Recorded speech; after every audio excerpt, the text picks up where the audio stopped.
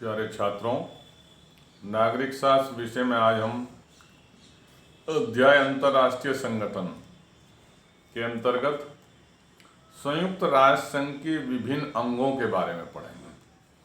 संयुक्त राष्ट्र संघ एक बहुत बड़ा संघ है और इसके बहुत विभिन्न अंग हैं, कई विभिन्न अंग है भाई। तो सबसे पहला भाग है या अंग कह दो इसका, आम सभा। तो संयुक्त राष्ट्र संघ का पहला अंग हो गया आम सभा। यह संयुक्त राष्ट्र संघ का सबसे बड़ा अंग है। इसे महासभा भी कहा जाता है। आम सभा कह दो या महासभा, एक ही बात है। यह एक तरह से विश्व की संसद है भाई। संयुक्त राष्ट्र संघ के सभी सदस्य देश इसके सदस्य होते हैं। सभी सदस्यों को एक समान मत का अधिकार होता है। प्रमुख निर्णयों के लिए 2/3 तथा अन्य निर्णयों के लिए सामान्य बहुमत की आवश्यकता होती है। अगर कोई प्रमुख निर्णय लेना है तो उसके लिए 2/3 सदस्यों का बहुमत जरूरी है, और अगर कोई सामान्य निर्णय है या कोई दूसरा निर्णय है तो उसके लिए सामान्य बहुमत की आवश्यकता होती है। तो पहला अंग हुआ आम सभा या महासभा। ये अकेला भी आ जाता है कई बार लघुत्तरीय प्रश्न, उसमें अति लघुत्तरीय प्रश्नों में। दूसरा अंग है भाई संयुक्त राष्ट्र संघ का सुरक्षा परिषद। सुरक्षा परिषद के 15 सदस्य होते हैं, जिनमें से 5 अस्थायी और भाई 10 अस्थायी सदस्य होते हैं। अगर आप अस्थायी 5 सदस्यों की बात करें तो मैं नाम गिना रहा हूँ। 5 अस्थायी सदस्य कौन कौन से? पहला है भाई संयुक्त राज्य अमेरिका, दूसरा चीन, तीसरा रूस, चौथा फ्रांस और 5वां इंग्लैंड, जो वीटो का अधिकार रखते हैं। ये पांचों जो है वीटो का अधिकार रखते हैं भाई। तीसरा है सचिवालय। तीसरा अंग हुआ इसका सचिवालय। सचिवालय में महासचिव एवं संघ की आवश्यकता अनुसार कर्मचारी होते हैं। महासचिव की नियुक्ति सुरक्षा परिषद की सिफारिश पर महासभा द्वारा 5 साल के लिए की जाती है।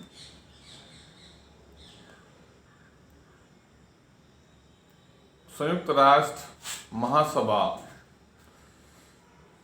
का जो महासचिव होता है उसकी नियुक्ति 5 वर्ष के लिए हुई है। एंटोनिया है इस समय, एंटोनिया गोरेटस इसके जो है महासचिव हैं इस समय। चौथा अंग है भाई इसका अंतर्राष्ट्रीय न्यायालय। अंतर्राष्ट्रीय न्यायालय का जो मुख्यालय है वो हैग में है।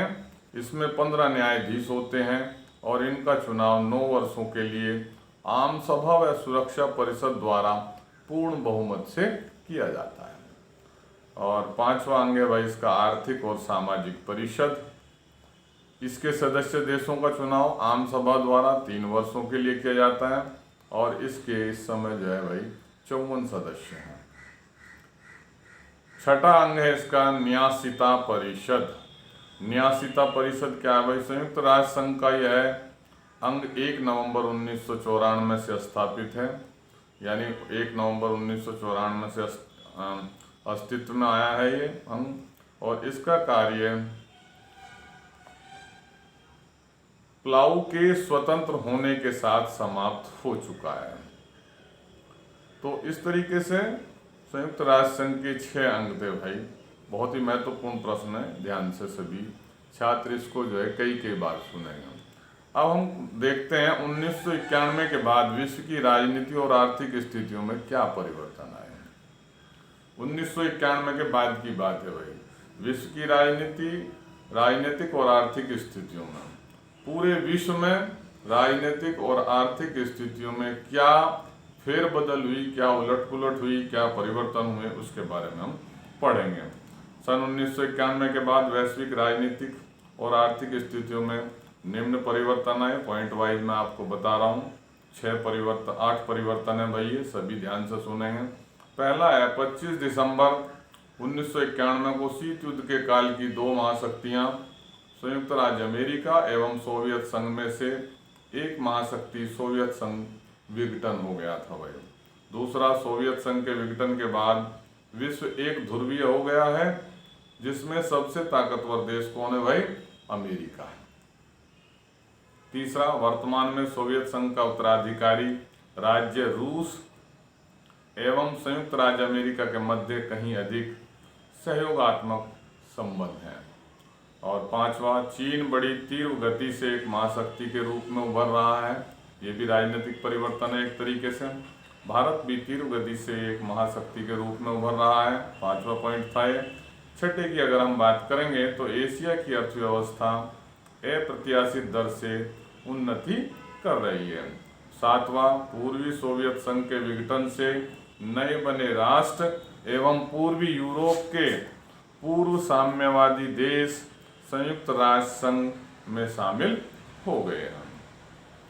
आठवां, वर्तमान विश्व के समक्ष यानी सामने अनेक चुनौतियां विद्यमान हैं, जिनमें जनसंहार, जन की हानि, गृह युद्ध, जातीय संघर्ष, आतंकवाद, परमाणुविक प्रसार, महामारी, जलवायु परिवर्तन एवं पर्यावरण की हानि आदि प्रमुख हैं।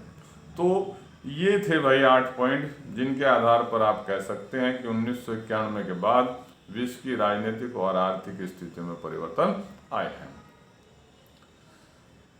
अब देखते हैं संयुक्त राष्ट्र सुरक्षा परिषद की कार्य प्रणाली की क्या कमियां हैं भाई। तो ध्यान से सुनेंगे, 3 कमियां यहाँ बताई गई हैं। कौन कौन सी कमी है? पहली कमी है भाई, वर्तमान समय में सुरक्षा परिषद राजनीतिक वास्तविकताओं की नुमाइंदा नहीं करती। दूसरा, सुरक्षा परिषद के फैसलों पर पश्चिमी मूल्य हितों की छाप होती है। इनमें कुछ देशों के दबाव में रहकर फैसले लिए जाते हैं। तीसरा है भैया, सुरक्षा परिषद में बराबर का प्रतिनिधित्व नहीं है, केवल 5 देशों को ही वीटो का अधिकार दिया गया है। शेष विश्व के देशों की बातों को सुरक्षा परिषद में कोई महत्व नहीं दिया जाता। समस्त फैसलों पर केवल 5 देशों का ही प्रभाव रहता है।